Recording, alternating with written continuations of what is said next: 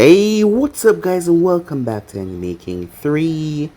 And today I'm going to be giving you part 3 of What If Naruto Was a Perfect Experiment.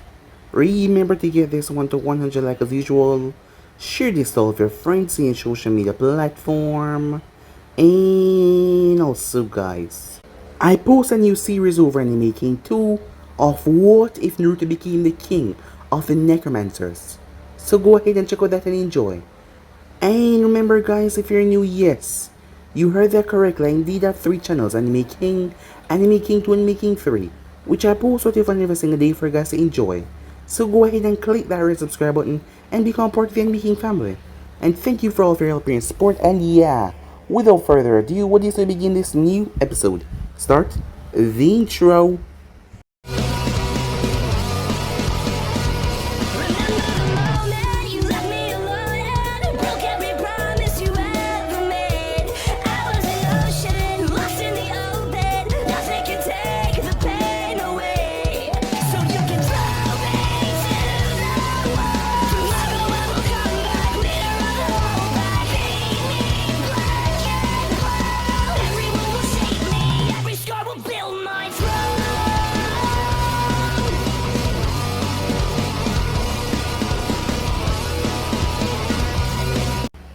So, the last time we left off, the council room was incredibly silent after hearing that Naruto was actually the son of Minato Namikaze, as they could not believe what they were actually hearing, as Hiruzen confirmed it. Hiruzen had no idea who Naruto had told about it, and it seems like the boy was not, well, gonna keep it a secret. Hiruzen had already put his trust in the boy, as the main reason why he would never tell Naruto in the first place is because of Minato enemies. Well, the council room had a lot to think about now, given the fact that most people did not know that Naruto possessed a 9 tails. But as the rumors were spreading that he was the son of Minato Namikaze, people on the streets were seeing him with a new happy gaze. After all, their fourth Hokage had a legacy that he left behind. Many people were amazed to see him. Well, he was just enjoying his time. As Hiruzen had went over the finer details of him being with Orochimaru for so long. So far they had found no reason to suggest that Naruto was loyal to Orochimaru in any way. He didn't want to go over the vague, wicked, cruel experiment Orochimaru performed on him. Hiruzen had decided not to test the boy yet until he was able to get a full blood test back from the lab. There was many things inside Naruto's body that need to be tested.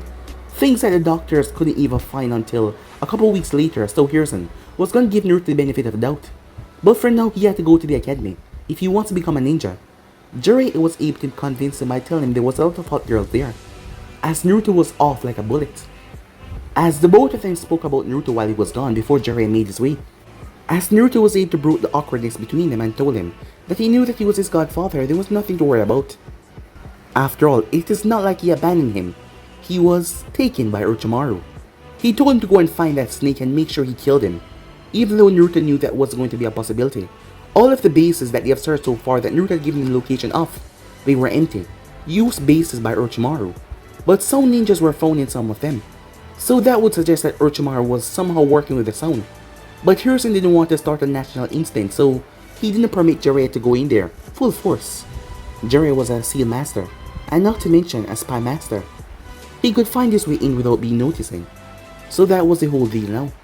As Naruto arrived at the academy, things were, well, all over the place, given his rather versatile personality. As Kiba and others didn't seem to like him, but Naruto fixed that really quickly. As they were brought outside for tests, physical testing, as Naruto's body was working overdrive. When he did certain things that put in little effort, he was able to obliterate the logs by throwing kunais and shurikens. It was just strangely incredible. The girls in the class watched as Sasuke step up to fight him, as Naruto asked him if this was a joke. Because Sasuke was coming at him so slow, he wanted to know if they were trying to prank him or something just because he was a new guy. But he was real. Sasuke was really pissed off at that statement, as he came towards Naruto with everything that he got to end this quickly. But there was just one punch from Naruto, and Sasuke was out like a light. So yeah guys, that was basically that's what I left off. You guys can switch across the place, check it out for yourself. So this begins new episode. We begin this new episode in a hideout. Standing in front of his lord was none other than Kimimaro. Kimimaro Kaguya, as he looked towards his lord Orochimaru. But my lord, said Kimimaro, he has betrayed us. Orochimaru shook his head. No, he has not. Kimimaro was confused. He did not understand why his lord was saying this. He allowed himself to be taken. If he was informed that the Konoha ninjas were coming, he could have left and returned back to you, my lord. And why? Why hasn't he contacted you yet? Because he certainly has a means to do so. Oh, trust me, Kimimaro. Naruto has not betrayed us. And he never will. I have made certain protocols that he would not. But my lord, said Kimimaro, I thought that you said that you couldn't. Oh yes, Orochimaru said. Even someone like me seems to have made a mistake. I wanted the perfect weapon to fight the Akatsuki, to slaughter them. The perfect experiment. And that is exactly what I did. So my little tricks that I would normally use would not work on him. So how can you ensure, my lord, that he'd return? Orochimaru licked his lips. Because, Kimimaro, I am the only one in this world that knows who Naruto cared for. And I'm telling you, trust me, he will not stand against me. Do you understand me? Said Orochimaru. As Kimimaro gave him a nod. But sir, what about the upcoming plans that you're planning to put in motion? Do you think... We're done talking about this, Kimimaro, said Orochimaru. Do you understand? At once, my lord, said Kimimaro. Now, I need some privacy. At once, my lord, said Kimimaro as he walked off. As Orochimaru sat there with a grin. Yes, he knew that the boy could escape. But Naruto was a rather... Well, how would you say it? He had a rather jokey personality that he tended to use a lot. In certain situations, he seemed to be all jokes, fun, laughing, and just playing around. But Orochimaru knew the truth. Behind that exterior, behind that mask of jokiness, behind that fun, loving brat who seemed to love to joke with everyone, was nothing but death. Orochimaru knew that, of course. Many people over the past couple of years has known that. Orochimaru was just curious. What would he do at Konoha? Would he try to become a Konoha ninjas? With all the enemies that he possessed out there in the world, after the things that he's done? Well, they couldn't actually bring him down. It would be a rather comedic sight, Orochimaru thought to himself, to hear about the slaughterations that happen when his foes from his past come to haunt him. Well, the Konoha ninjas were surely in for a surprise, as Orochimaru licked his lips. A thought flashed into Orochimaru's head. Death, scream, destruction, and fire. So much fire. That face. It made Orochimaru smile with nothing but glee.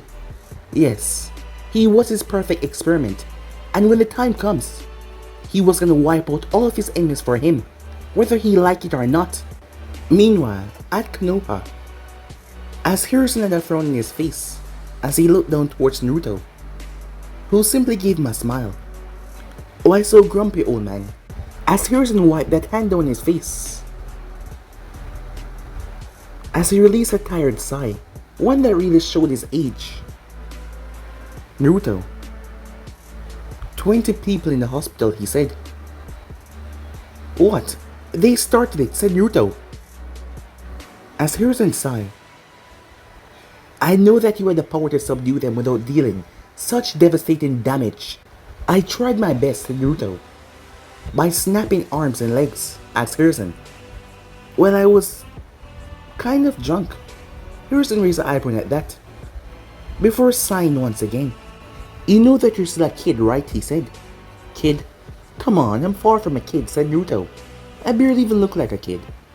Besides, it was a celebration. Not to mention it was my birthday, wasn't it? Yes, that is correct, but nothing, said Naruto. Look, I was at the Kyuubi celebration, or the 4th Hokage celebration. Huh? What is it? Hiruzen said. As Naruto burped. Guess I'm still a bit drunk. Before he turned back to the Hokage. So, I was at the 4th Hokage celebration. It was my birthday, so people were happy to see me. Well, considering that they now know I'm his son. And that's a bigger boost than holding the beast inside of me, said Naruto. So there was this guy that was there that was spouting nonsense about the Kyuubi. Gonna one day reappear. So I told him to go ahead and take a whack at it by lifting up my shirt. And he actually tried to punch me. I mean, I was definitely kidding. Or was I not? I was too drunk to really remember, said Naruto. So he punched me and then I punched him back. And he fell into a couple of guys and then, well, just say the liquor was a bit too much and we all started to brawl. So I accidentally broke their arms and legs. And that's how your envoys found me. But I guess it's sake is not yet out of my system, said Naruto. But I'll be fine in a couple of minutes or so. Just let me rest, said Naruto as he lay down in the couch. Hiruzen sighed once again. Your name is being called mostly in this other brawl. Even though there was many people fighting there, you were the one actually causing most of the damage. Well, alright. I'll promise you I won't get so drunk again in a festival with normal people that can't fight back, he said. Because they will get hurt.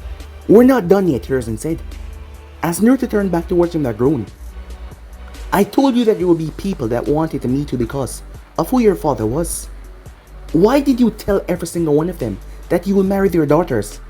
Oh, they were generous, so they gave me gifts. But I thought that it was some kind of bribe, so I took it and agreed to marry their daughters. As Hiruzen placed a hand over his face, as Naruto was causing him so much headache, I've received several reports lately that you've been going around the village and accepting fathers who are giving their daughters to you. You know they're doing this because you're the son of Minato, right? And you're accepting all of them. Why have you been doing this, Naruto? Hiruzen asks. Well, if they want to use me, why can't I use them as well? Certain times they give me stuff, so I just take it. Alright, Naruto, hear this.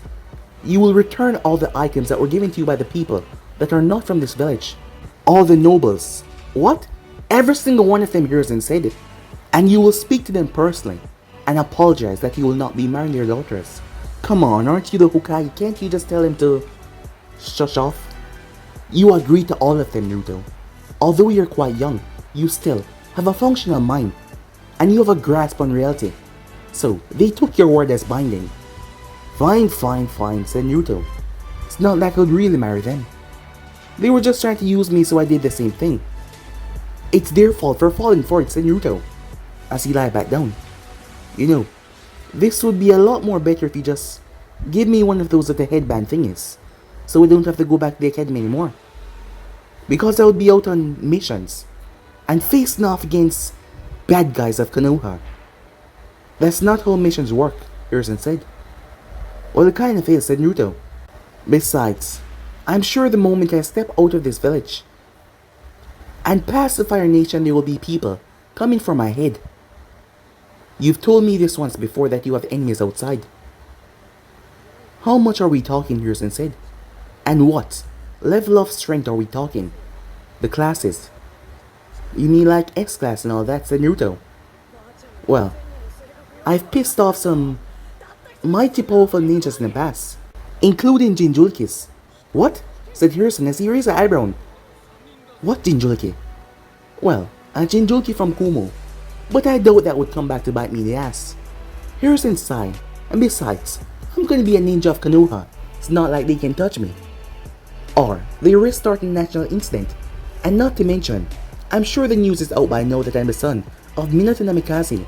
So there's another big problem. For them to lay a finger on me. As Hiruzen felt his head throbbing. What else, he asked. Well, there was Kiri. A couple minor villages. How much? 10, maybe 20, said Naruto. What were you doing? Asked Hiruzen. I told you Orochimaru to send you out on missions. Remember, you were the one that told me that your past does not shape your future. So you can't blame me for that, because you already gave me a clean slate on that. Yes, that is correct. But you should have told me all of this, Hiruzen said. Didn't want to bother you or cause you a headache. Well, what do you think is happening now? Asked Hiruzen. Suppose you're right, said Naruto, as he jumped up to his feet. See? All better now, he said. Well, I'll be off to school, he said. Are you sure that you're in the proper state to go to school? Harrison asked. Don't worry, old man, I'll be fine. And I already promised I won't hurt any of the kids. You physically hurted several kids in combat already. That's not really a bad thing, said Naruto. I'm teaching them that they should be stronger for future attacks from enemy ninjas. By the way, how's that blood test going? It will be here next week. So next week you want to see what I'm capable of, said Naruto. Are you going to be the one to test me, or are you going to give me a Jonin Sensei? You know, if I do pass your test with flying colors, you could make me a Jonin right away. I'm afraid I can't do that. There will be a lot of talk of favoritism. Oh, I get it, said Naruto. If you promote me, there will be talk of favoritism. But I am kind of a enigma, not really normal, so why can't you just... I already told you no, Naruto, Harrison said. Fine, said Naruto. But once I do become a genin, what's next? Chunin, right? Harrison nodded. How long that would take? That would be based on your Jonin Sensei. So you're telling me, my Jonin Sensei will be the one to pick when I'm ready to become a Chunin? Harrison gave him a nod. Please let it be a woman, said Naruto.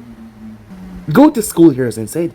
Fine, fine, said Naruto, as he jumped through the window. Harrison sighs, he placed his head on the decks. This boy was going to kill him really early on, because of all the stress. But he was right, he was going to become a Konoha shinobi. And once he joined this village fully, with that headband in tow, well, his enemies would become Konoha enemies. And hearing that Naruto pissed off at Jinchuriki of Komo was not really something nice. But the boy said it with such nonchalance in his voice. Harrison really wanted to know how exactly strong he was. But the test wasn't going to be here until a week.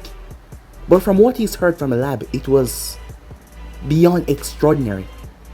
Whatever Orochimaru did to that boy, he created a weapon, more like a one-man army. But Harrison wouldn't treat him that way. He would treat the boy differently. He didn't want him to think of himself as a weapon. Meanwhile, Naruto was making his way. He knew that he was being watched. The old man really toned it down. First it was 3, then 2, now it was just 1. Seemed like he was trusting him more and more. As Naruto was being watched by a cat, Anbu masked ninja, Harrison had faith that Naruto would not be a threat to his village. But there was other things that would be a threat to him. And Harrison didn't want Naruto to do something that will cause him to be a pariah in the village by accidentally going too far on someone. If they decide to do something because of his background. But so far, people have shown to not resent him. Well, people are really biased.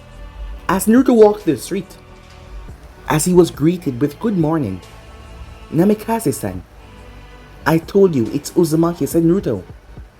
For some reason he didn't like that name, and he had a reason why he wanted to be called Uzumaki. As Naruto walked, he turned and he looked towards the Anbu, who thought that she could not be seen, plain out of sight, as he gave her a smile, before he blurred away. The cat Anbu snapped her head around, as she couldn't sense him anymore. Meanwhile, out in the forest, as Naruto sat there, he bit his thumb as he went through hand sign. Summoning jutsu, he said. There was a poof. A snake slickered up to Naruto. It had green scales. Its eyes were green. The face more resembled a dragon. As it came up towards Naruto with a lighter in its mouth, as Naruto took it before petting the snake's head, the snake poofed away. As Naruto opened the letter, as he read it, a small smile came to his face. A genuine small smile. He then burned the lighter. He then lied down. Forget about school, today was going to be his resting day. He wasn't really learning anything important anyway. Time skip. A few hours later, as Naruto woke up, she found him. As he turned his head, she was there watching him as always, to keep him in line or to make sure he kept himself in line. As he glanced towards the Anbu, every time he tried to go close, she would move back, not to make her identity be known. He could catch her, but, well, he was too lazy to do so as he yawned. He flipped onto his feet. He would go to school tomorrow. Time skip. Harrison stood in the lab. Dunzo had wormed his way in here as well. Koharu, who knew her, were in here as well, along with Harrison's trusted Envoy commander. The doctor was a bit nervous seeing these all top figures in here, but as the doctor handed over the report, it had took a long while. Donzo looked over the sheet of paper with a narrowed eye. How is this even possible, he says. He looked towards the doctor. I'm afraid we have no idea, but somehow Orochimaru was able to twist his body into various ways by forcing his body to adapt to certain different DNA. He injected them inside of him. I'm judging that because of the boy's rapid healing that we have seen, his body was able to fully acclimate all of them. As you can see, the reports don't lie. So this boy is a walking bloodline machine, Koharu said, as Harrison glared at her. Yes, she said it in a rather blunt way, but she's correct, said Homura. The Envoy commander spoke, Hokage-sama. Just because he possessed these spliced DNAs, doesn't mean he can use them. As everyone went a bit quiet at that, their gaze turned towards the doctor. Well, I suppose you will have to test him, the doctor said. But from the way they're rapidly moving, in perfect fluctuation, I believe that he can. And not to mention, right here, Hokage-sama, as the man pointed at the paper, Harrison looked towards that section as he blinked. As he turned his gaze towards the doctor, a poison I've never seen before in my entire life. We were able to extract it from his blood, and anything comes across, it destroyed it within seconds. So he not only has these bloodline, but he has a deadly poison that you don't know of and that your medical team cannot cure, said Koharu. The doctor's silence was all that they need to confirm that. A grim look came on Harrison's face. He never knew that it was this extensive. He knew that Naruto would be different, but this was just an anomaly. Orochimaru, what have you done? Time skip. As Naruto flashed in a field, he was brought there by the commander. As Naruto walked up to see, as he gave a smile, "Hey there, Sagi," he said. Koharu sent him a glare. Hated being referred to by that name, but Naruto simply smiled. So today's the day, huh? So, who am I gonna be fighting? Is it you, old man? Said Naruto as he looked towards Danzo. Or what about you, other old man? He said as he looked towards Homura. No, it can't be. Am I gonna be fighting you, Sagi? As Koharu glared at him, the woman hated the boy's attitude to no end. Naruto, that's enough, Harrison said. What we've seen in your test so far, we would like you to demonstrate them, to see how they affect your body. As Naruto noticed the doctor standing beside Harrison, the doctor walked up to Naruto. Have you ever had problems releasing his bloodline, he asked. Never before, said Naruto. Why? Has he ever explained to you why all of them come together so perfectly without destroying your body? Oh, that's simple, said Naruto. Because I'm perfect. Well, that's not the answer. Well, that's what I got, said Naruto.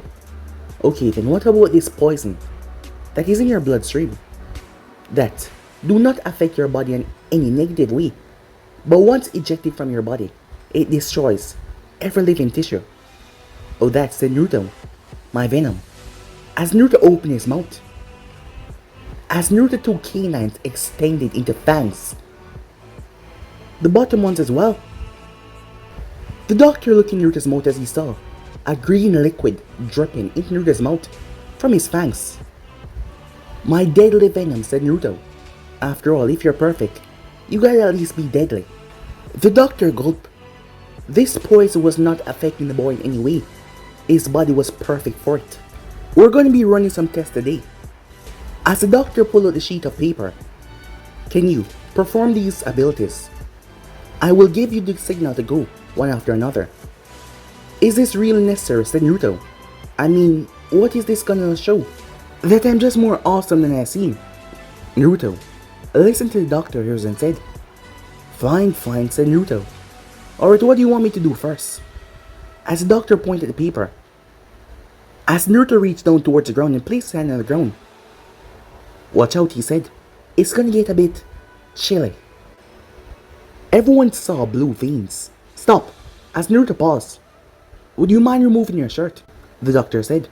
Look, I'm sure that you're a nice dude and all, but I don't swing that way, said Naruto. Everyone's sweat dropped at that comment.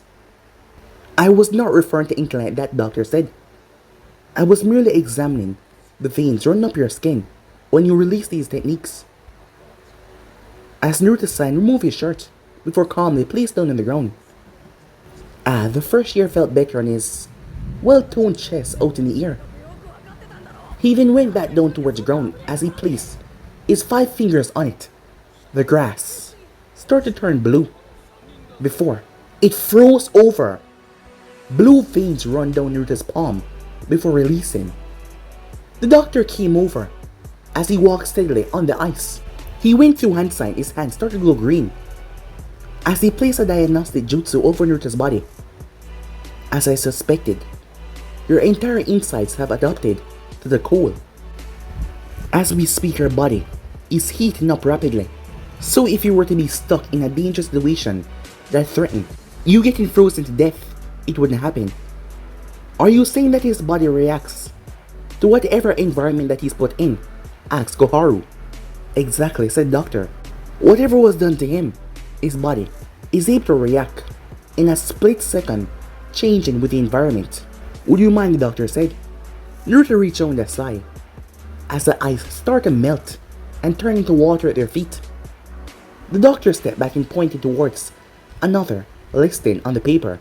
As Naruto did all the basics, not really using any deadly jutsus as he placed his hand down, 3 crystal shards came up. Perfect glass that surrounded Naruto on all sides. The doctor stepped forward. There was space in the middle for him to enter. As he tapped Naruto's skin with the pen that he had on the clipboard, as Naruto's body had turned into a crystal shard. Not just his body, his bone density, as the doctor scanned him, his bones had turned tough as crystals. No, they were more like encased in it.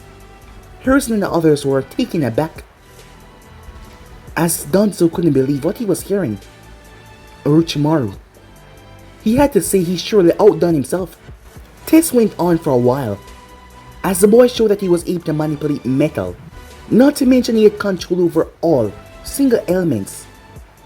Fire, water, wind, lightning.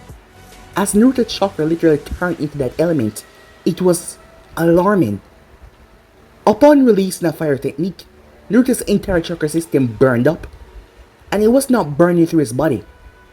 Literal smoke was coming from him. Smoke came from his ears, as his entire insides had turned into smoke, because there was nothing but fire in his chakra pathways. Water took over next. Electricity, wind, earth. The boy became as tough as stone. It was just remarkable. The era was sealed off.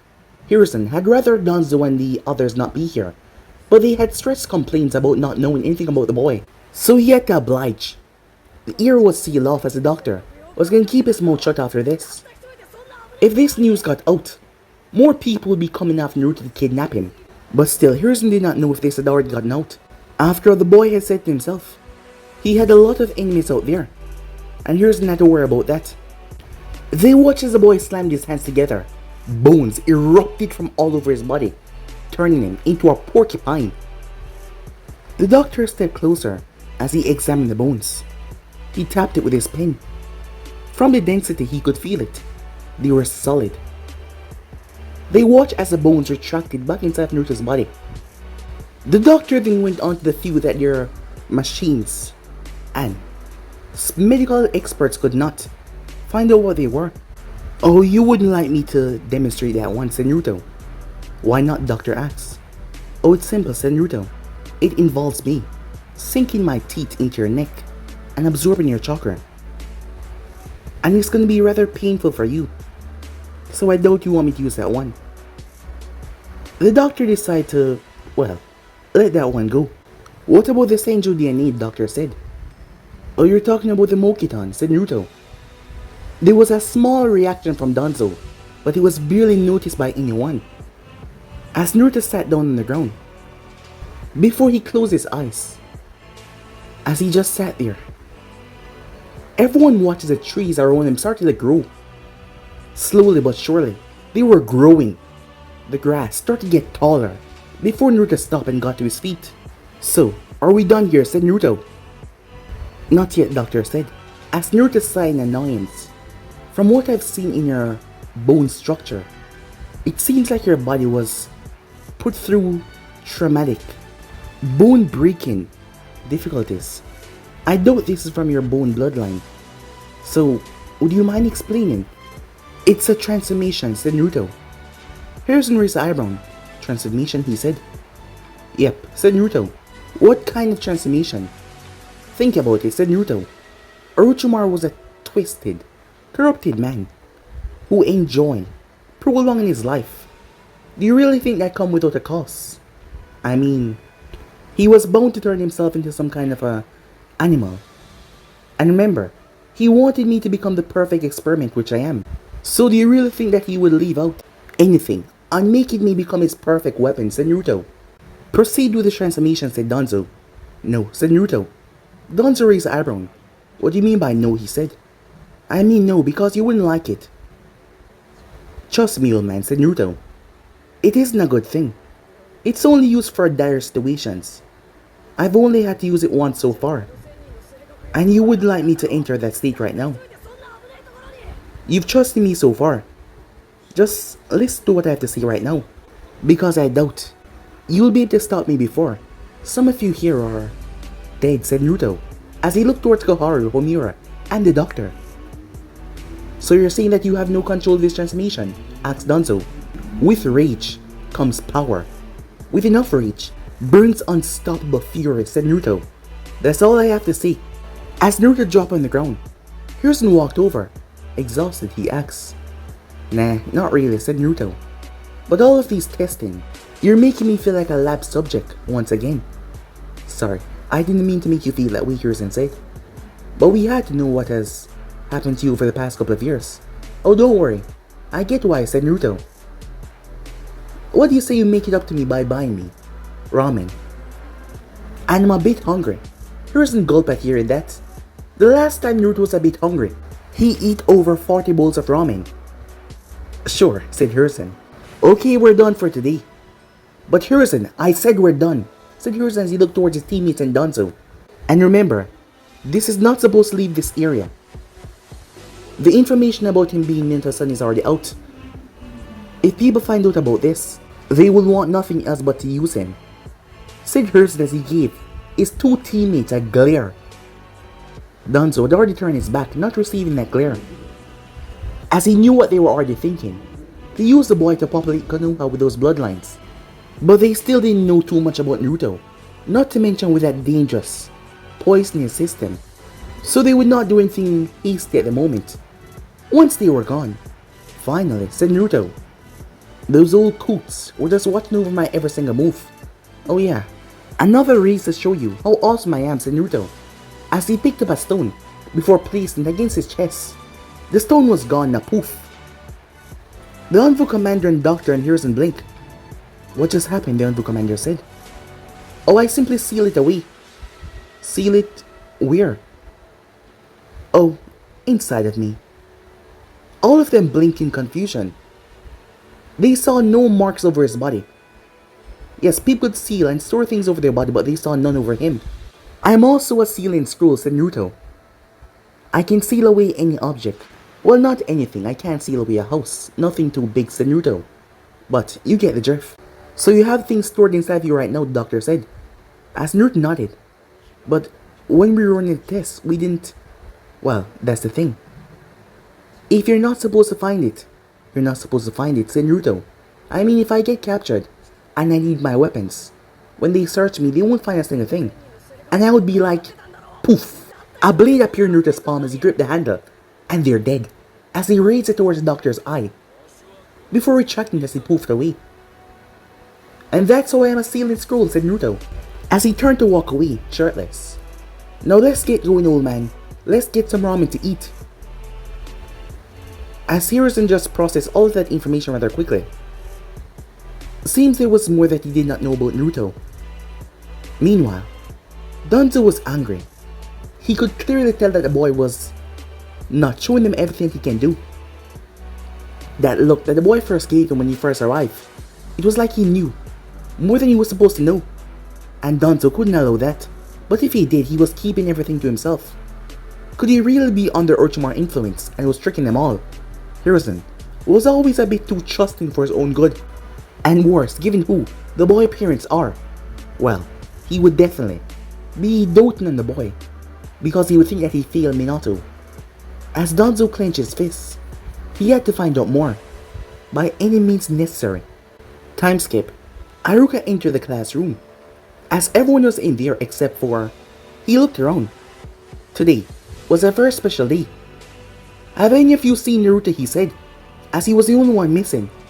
I'm right here, sensei. Iruka blinked in confusion, as he didn't see Naruto anywhere but he heard his voice. Where are you, he said. As Iruka then noticed it was a girl, her face was extremely red. She had light brown hair as she was looking down towards her lap. Iruka marched up the steps as he saw Naruto lying down on the girl's lap. As he was making kissy faces at her, Iruka activated his big-headed jutsu. Get off her now, he shouted. Okay, said Naruto. Jeez man, what's up with you? Iruka sighed in annoyance. Considering the fact that you've missed so much days of school from you've enrolled, you shouldn't be allowed to take this test. Well, if school wasn't so boring, perhaps I would attend, said Naruto. The vein in Iruka's head started to throb. Oh sensei, you seem to be under a lot of stress. Why don't you take a day off and let me take over for the class? And my first rule is as a teacher, topless Mondays. Hell yeah, said Kiba, as a few of the other boys nodded in agreement. As Naruto shook his head in disappointment, as usual, nothing coming from Sasuke Uchiha. Leave Sasuke alone, said Sakura. Sasuke eyes snapped. He didn't want anyone defending him. Come on, darling, said Naruto, as he looked towards Sakura with a charming smile. When are you finally going to understand? He doesn't swing that way. Sakura blinked in confusion. I mean, think about it. Always shrugging you off. Always shrugging all of the girls off. I think he's more Kiba type. All of the girls in the class blushed in embarrassment hearing that. Some of them even laughed, as Sasuke's eye looked like it was about to pop out of his skull as he was getting angry.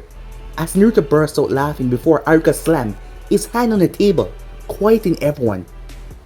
That's enough out of you, Iruka said. Let's just get on to this. Now, as you all know, today is your final exam.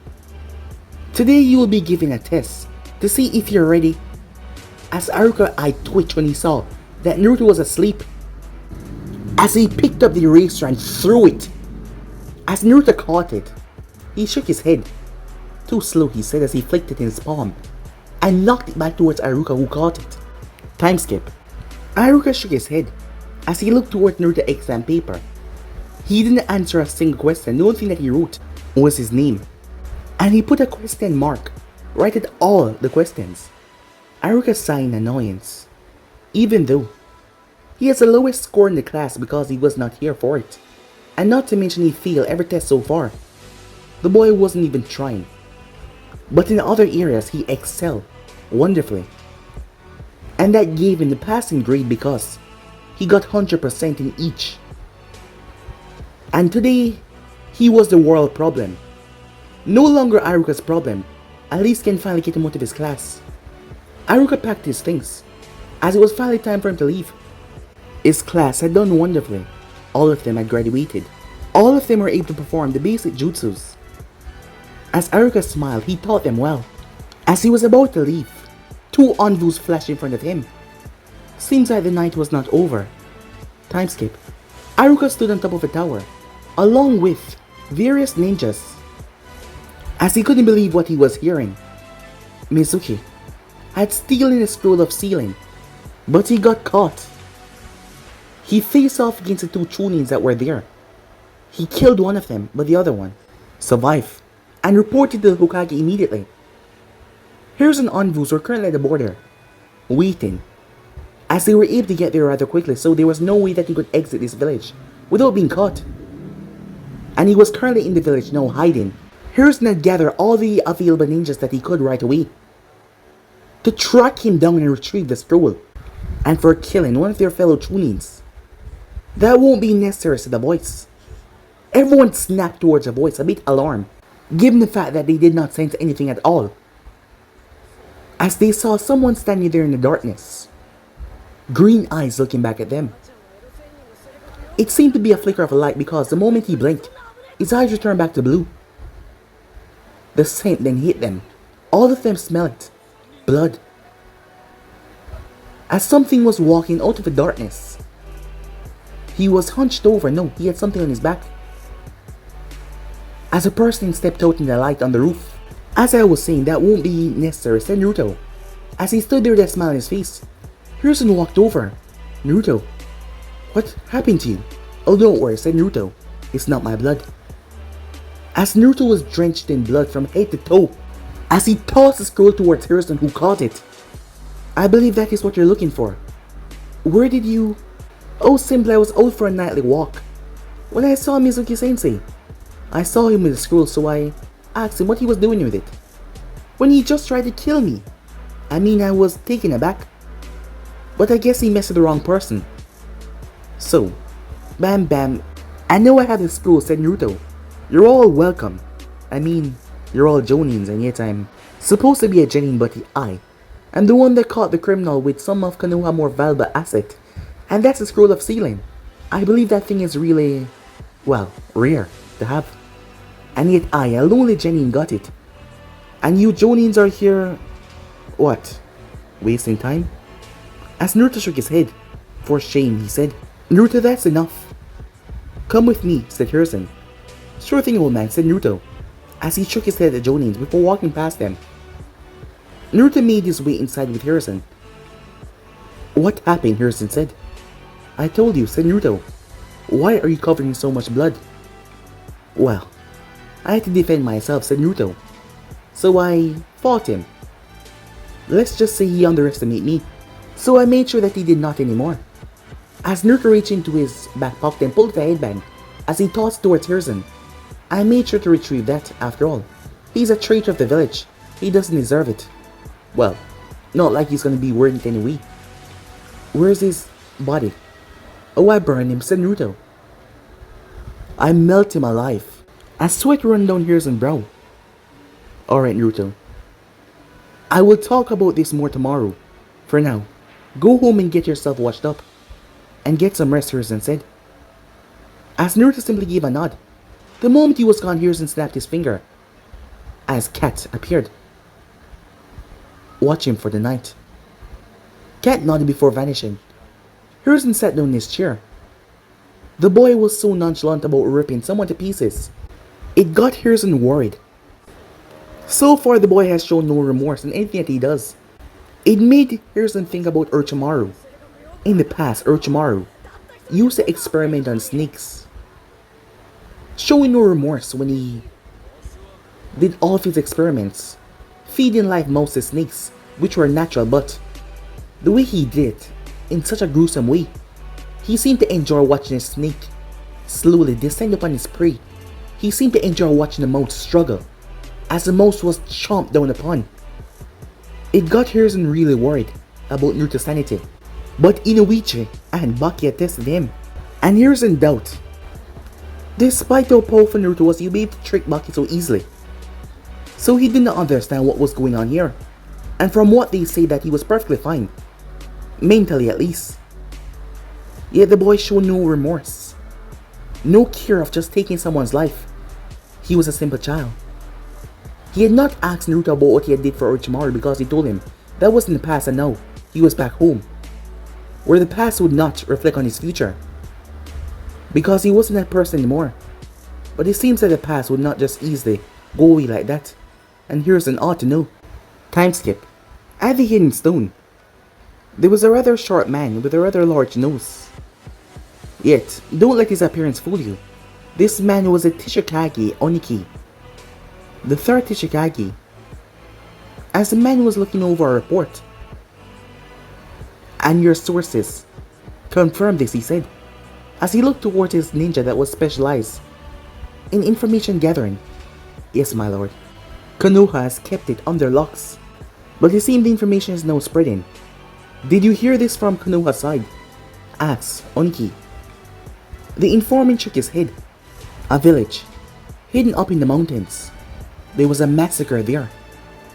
They spoke of a blonde death that said to rain hellfire and death upon them. He walks with thousands of death behind him. Screams agony, pain, suffering is brought upon you when he arrives. He has no remorse, no sympathy. He enjoy. Watch the light slowly leave your eyes. That was just one of the few reports that came in. There are more popping over. When I investigate, there was a trail. And from the last one I've reached, I've heard that this blonde death is somehow related to the Fourth Hokage.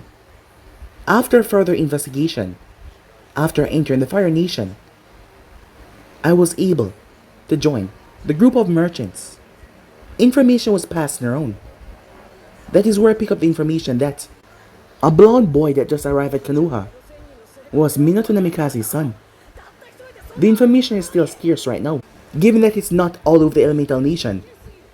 But it was because of a trail I was tracking that led me towards it. So you believe this blonde death is somehow Minato's son, that is currently in Konoha right now. But why would Hiruzen, of all people, allow something like that to happen? Given his peace-loving nature, I doubt he would turn that boy into a weapon. That I haven't yet found out. I will continue my research to see what I can. As Satishka gave my nod, the man flashed away. Onki turned his chair towards the window. This was some certainly surprising news. But this was not the first time he heard about this blonde death. A few of his ninja team had reported back that passing through the village they were hearing about some rumors about a new mercenary, a group or something like that. He thought it was a group given the name Blonde Death. Deaths, he thought. He thought it was a group of them, a group of blondes going around killing people, but he guessed he was wrong. No, this just confirmed things. But this information was curious though. After all these years, and now he was coming out of the woodwork. And if he was indeed the one that caused all this much mayhem, well, this blonde death hasn't go after any major village, so it shouldn't be a big problem against Konoha. After all, with the strength that they have, he doubted any minor village would try to post dominance over Konoha. But still, this is interesting. Very, very interesting. Meanwhile, at Konoha, Forest of Death, as Naruto was walking through the forest, peacefully, he was making his way. He had already ditched his envoy guide, because he came to talk to someone. He's been putting this off, but he feels like it's about time now, as he slowly made his way. As Naruto came to a stop, a snake was coming towards him. As Naruto's eyes turned green, black slits in them, as they connected with the snake paused all of a sudden. No more venom in its tone. As it slowly approached Naruto, it reached him and just looked at him. It coiled around his body. Given the fact that the snake dwarfed him, as it was rather large, it made him look like a small insect that the snake could just swallow. But yet as Naruto reached out his hand, the snake bent down his head as Naruto petted. Now that's not something you see every day, said the voice. As Naruto smiled at that, "It's you," the voice said. Standing there in all of her glory was none other than Uncle Midarashi. Uncle was good friends with Ibiki, so of course she knew about Naruto. She had questions for him, but given the fact that the boy never tried to seek her out, it means that Orochimaru never tell him anything about her. What was she thinking? That man most likely forgot about her after using her. And given the fact that Hokage could not find any information to lead him to where Orochimaru was, she doubted that she could get any. As Naruto slowly turned towards her with a smile, the snake recoiling away from him. "You know me," Aiko-chan said Naruto. Uncle Ai snapped upon hearing that, her hands flexing. As a memory popped in her head, that sweet smile, that arrogant smirk. Aiko-chan, You've done wonderful today. Now come with me. Uncle lashed out in rage. Urchmar was the only person that called her that bastard that used her. As her body instinctively reacted, those eyes of his, that smirk, she rushed towards Naruto with her rage. But she was unprepared, for when he twisted his body and grabbed her by the neck, his strength was ridiculous as he pulled her off her feet and slammed her into the ground. Uncle winced in pain, but before she could move, she saw his canines extended as he reached down and bit her in the neck. Uncle's eyes went wide as she screamed out in pain. But guys, be and subscribe right here. If you want the next part to do, like, subscribe, comment down below, and turn on the bell notifications to be posted. But I'm off and I'll see you guys soon. Peace.